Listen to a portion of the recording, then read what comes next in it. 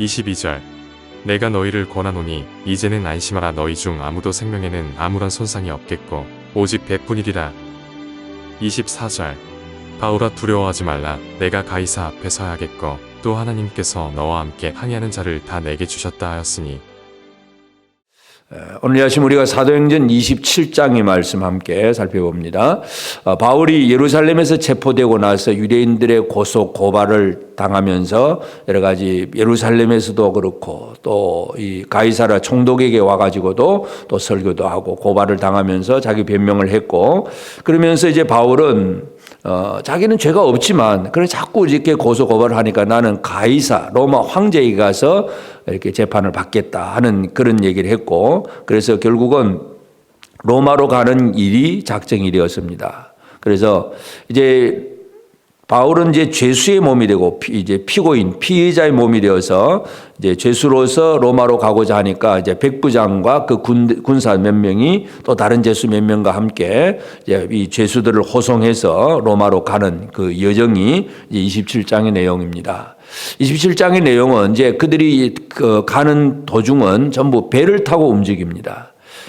그 시대에 그 죄수들을 이끌고 걸어서 간다는 건 진짜 있을 수 힘든 일이기 때문에 배를 타고 가게 되는데, 근데 배를 타고 가는 일도 만만치 않습니다. 그래서 1절부터 그 이제 제일 나중에 큰 배를 갈아타기 전까지 이 배를 타고 가는 그 과정 속에서 1절부터 8절까지만 봐도 아주 힘들게 가는 것을 보게 됩니다. 가이사랴 항구에서 이제 처음에는 좀 작은 배를 타고 갑니다.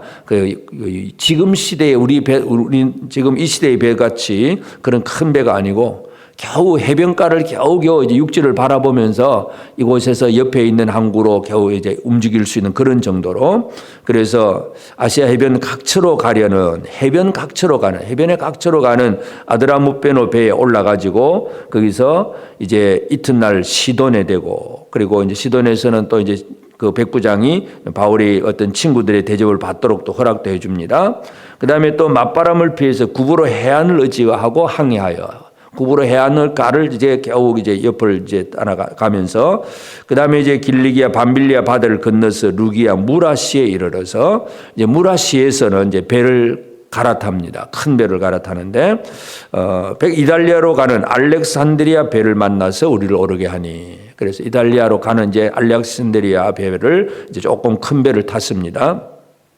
근데 아무리 큰 배라고 하더라도 고대 시대는 전부 돛을 달고 노를 젓던 그런 시대이기 때문에 바람의 영향을 받지 않을 수가 없습니다. 그래서 거기도 마찬가지 여러 날 그저 이렇게 겨우겨우 해서 이제 살모네 앞을 지나서 그레데 해안을 지나서 미항이라고 하는 곳에 이르릅니다. 그래서 이 미항이라는 곳에 이르러서, 근데 9절에 보면 여러 날이 걸려 금식하는 절기가 이미 지났으므로, 이 때가 언제냐 하면 금식하는 날이 그런 절기가 지났다 그랬습니다. 이 금식하는 절기는 대속죄일 10월 10일입니다. 그래서 양력으로 10월 달, 그러니까 이 히브리 달력으로는 7월 달이지만, 그래서 이 대속죄일, 그 다음에 대속죄일 다음에 초막절은 7월 이제 15일이 되고, 그날이 되면 그 초막절이 지나면 바로 우기가 시작됩니다. 겨울이 시작이 됩니다.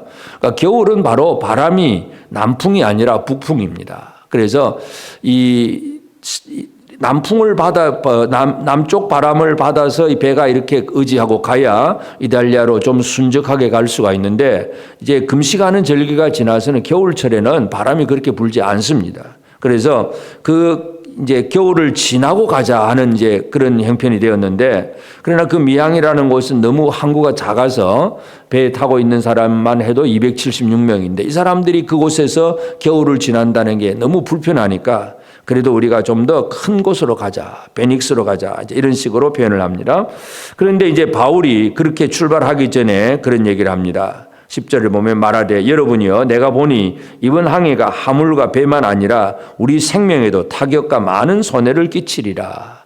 이번 배를 타고 가면 우리 생명에도 많은 타격과 손해를 끼칠 거다. 그냥 여기 머물자. 여기 아무리 불편해도 그래도 여기가 낫지 않나 하고 바울은 그런 얘기를 합니다. 그런데 선장과 선주가 있고 그 배에는 선주도 있고 선장도 있고 그리고 백부장도 있고 물론 선원들도 있고 그곳에 또 타는 많은 승객들이 있는데 그것을 움직일 수 있는 권력은 바로 백부장입니다. 출발하자 하는 이 말을 할 수 있는 것은 백부장인데 백부장은 선주와 선장의 말을 더 믿습니다. 이 정도면 갈 수 있습니다 하는 그 말을 믿고 출발 명령을 내리게 되고 드디어 출발을 합니다. 그래서 이 좀 더 큰 항구 베닉스에 가서 겨울을 지내자 하고 출발을 했는데 13절 보면 남풍이 순하게 불매 그들이 뜻을 이룬 줄 알고 처음에는 남풍이 불었습니다. 그러니까 야 봐라 이게 다 잘 되지 않느냐고 사람들은 갑니다. 그래서 그레데 해변을 끼고 항해하는데 얼마 안 되어서 북풍 유라굴로 이 북동풍입니다. 유라굴로 광풍이 크게 일어나서 이 유라굴로로 인해서 이제는 배가 바람에 맞추어서 갈 수가 없습니다. 남풍이 불어야 거기서 맞춰서 이제 앞으로 지나가는데 갈 수가 있는데 이 유라굴로 풍랑에 의해서 배는 어쩔 수가 없습니다. 그래서 겨우 16절에 가우다라는 섬 아래로 지나서 간신히 거루를 잡아 끌어올리고 원래 이제 옛날 배들은 이 배가 있고 그 다음에 이 그룹배는 구명정 같은 거, 이 거루를 뒤에 꼬리처럼 달고 다닙니다. 그런데 이제 이게 거추장스러우니까 이제 거루를 이제 끌어올렸습니다. 그리고 또 줄을 가지고 선체를 또 감고 좀 더 끼어질까 싶어서 줄로 또 배를 또 감기도 하고 하여튼 어떻게 하든지 뭔가 스스로 살아보려고 지금 애를 쓰는 노력입니다. 스르디스에 걸릴까 두려워하여 연장을 내리고 스르디스는 이제 모래톱 같은 거 바다 밑에서 보이지는 않지만 모래가 쌓여가지고 가다가 배가 걸릴 수가 있습니다. 그러면 걸리면 배는 꼼짝 못하고 서 있고 바람 불고 파도 치면 배가 깨어집니다. 그러니까 그것에서 걸릴까 두려워해서 연장을 쭉 불 밑으로 내리고 이제 쫓겨가고 있습니다. 풍랑으로 애쓰다가 그 다음에는 이제는 안 되니까 이제 짐을 이제 바다에 버리기 시작합니다. 배 무게를 좀 더 가볍게 해서 좀 더 물 위에 띄우기 위해서 짐을 버리고 사흘째 되는 날 기구를 그들의 손으로 내버리고 이제 살아보기 위해서 이제 수단 방법을 다 가리지 않고 행동하는 모습을 보입니다. 그때 이제 바울이 그 배 안에 있는 사람들에게 그런 얘기를 합니다. 21절에서 보면 내 말을 듣고 그레데에서 떠나지 않았으면 좋았을 뻔했다 하는 그 얘기. 자기는 원래 그래 출발하지 말라고 하지 않았느냐 그 얘기를 하고 그러면서 22절 내가 너희를 권하노니 이제는 안심하라. 너희 중 아무도 생명에는 아무런 손상이 없겠고 오직 배뿐이리라. 이제는 안심해라. 지금 풍랑이 한참 불고 있는 그런 가운데서 안심하라고 얘기를 합니다. 사람들은 백부장도 선장과 선주의 말을 들었고 모든 사람들도 그 말이 옳다고 해서 이 배가 출항을 했는데 바울의 말을 아무도 안 들어주었지만 이제는 바울이 전하는 말을 들을 수밖에 없습니다. 그런데 지금도 반신반의입니다. 듣고 싶은 말을 들려주긴 합니다. 안심하라 하니까 참 안심하고 싶은데 그래서 듣기는 하지만 그것을 믿는 사람은 아직도 없는 것 같고 그러면서 바울은 내가 속한 바 내가 섬긴 하나님의 사자가 어제 밤에 내 곁에 나타나서 말씀하셨다. 그러면서 하나님께서 내가 로마로 가야 되기 때문에 나를 보내시기 때문에 우리는 이제 한 섬에 걸리게 될 것이고 우리 모두가 다 이제 구조받을 것이다 하는 그런 얘기를 합니다. 그러면서 이제 그래도 아직까지는 좀 더 풍랑이 아직 멈추지 않은 상태고 이제 조금씩 육지가 가까웠다는 걸 알고 이제 사공들은 제일 이제 기술자들은 제일 먼저 배신을 합니다. 자기들은 뭔가 할 줄 아니까 빨리 도망가고 싶어가지고 거루를 내려놓고 거루를 내리면 이 사람들끼리 타고 도망가려고 생각하기 때문에 바울이 그 군사들에게 저 사람들이 없으면 이 배는 안 됩니다. 이제 이 말을 해가지고 다시 그 거루줄을 끊어내버리고 사공이 도망 못 가게 하고 그리고는 또 계속 또 진행하다가 결국은 이제 한 항구를 발견을 하고 두 물이 막 같이 흐르는 그곳으로 이제 배를 갖다 대고 배를 갖다 대니까 이제 앞에 이 물은 육지에 딱 닿았고 뒤에 고물은 이제 바람에 또 파도에 막 깨어져 가고 이제 그런 상태에서 또 군사들은 백부장에게 이 죄수들이 도망가니까 죄수들을 죽입시다 할 때에 백부장이 바울을 살리려고 그렇지 말고 그냥 헤엄칠 수 있는 사람 나가라. 그래서 헤엄치고 나가고 또 배 물건을 또 의지하고 나갑니다. 그래서 결국은 모든 사람들 276명이 다 육지에 도달을 하게 됩니다. 오늘 이 사건을 통해서 하나님께서 하시고자 하는 일들을 우리가 가만히 보면 이 276명의 사람들이 어떻게 살아날 수 있었을까? 결국은 누구 때문에 살았는가 하는 문제입니다. 그 안에는, 배 안에는 마치 온 모든 이 세상의 사람들을 축소판 어떤 모형과 같습니다. 선주는 돈이 있는 사람입니다. 배를 소유하는 돈이 있는 사람. 그 배를 지휘하는 선장은 지혜가 있는 사람입니다. 돈도 있고 지혜도 있고, 백부장은 권력도 있고, 선원들은 기술, 힘이 있는 사람, 뭔가 일을 할 줄 아는 사람, 군사들도 힘이 있는 사람, 육체적인 힘이 있는 사람들, 그 외에는 모든 그 안에 장사하는 사람들, 무역하는 사람들이 많이 있고, 그 중에 바울은 죄수입니다.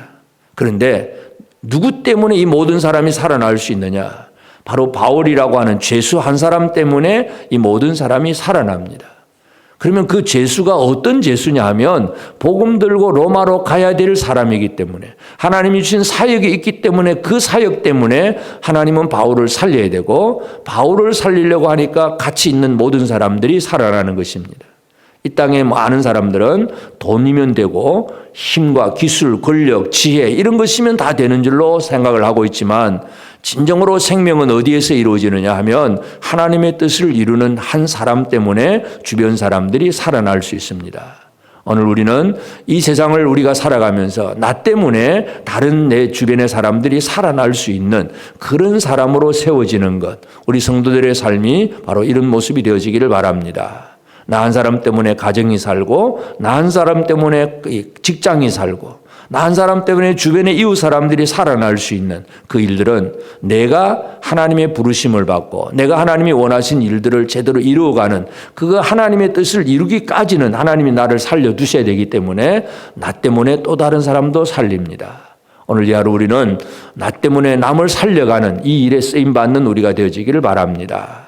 우리 주변에는 돈도 있고 지혜도 있고 권력도 있고 많은 사람들이 있지만 그 사람들 때문에 살아가는 것이 아니고, 이 나라와 민족도 교회가 믿음으로 바로 서게 될 때에 나라와 민족도 살리게 되는 것이고, 우리 성도들 한 사람 한 사람을 통해서 내가 하나님의 은혜 가운데 바로 서게 될 때에 많은 사람을 살릴 수 있다는 사실을 기억하면서, 유라굴로로 가는 이 풍랑 속에서 쉽지 않습니다. 나도 힘들고 모든 사람도 힘듭니다. 그러나 다른 사람에게 안심하라, 소망도 주고 그들에게 오히려 음식을 먹으라고 권면도 해가면서 바울은 아주 여유만만하게 그 풍랑을 이겨나가는 이 모습을 보면서 우리의 삶이 나로 말미암아 많은 사람을 살리는 그 일에 제대로 쓰임받게 하옵소서. 이것이 오늘 우리 아침의 기도의 제목입니다. 그래서 우리 때문에 내 주변에 많은 사람들이 살아나는 일에 잘 쓰임받는 우리 모든 성도들 꼭 되어지기를 주의 이름으로 축복합니다. 기도하십시다. 이제 오늘 받은 말씀으로 함께 기도하겠습니다. 유라굴로처럼 나의 삶의 길을 가로막는 광풍이 있어도 그 바람도 하나님께서 주관하심을 알고 어떤 상황 속에서도 두려워하지 않으며 오직 하나님만 신뢰하며 살게 하옵소서. 하나님께서 주신 사명을 이루기까지 나를 살리시는 은혜로 나도 살고 내 주위의 사람도 사는 일을 알고 가정과 직장과 학교에서 나의 주변 이웃을 살리는 자로 살게 하옵소서.